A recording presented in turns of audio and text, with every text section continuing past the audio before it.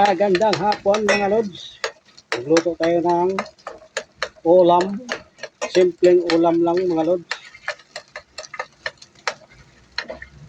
Mag-isa tayo ng itlog.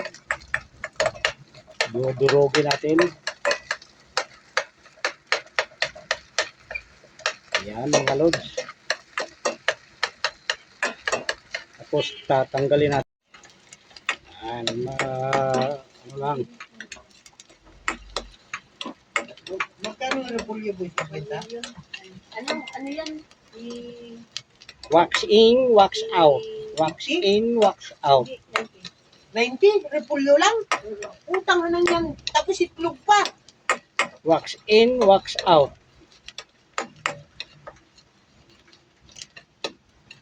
Bakit ba yung ulam minumura mo? Wax out. Wax in, wax out.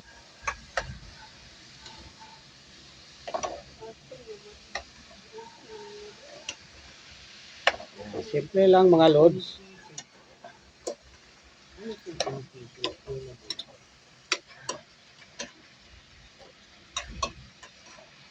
Simpleng ulam pero masarap.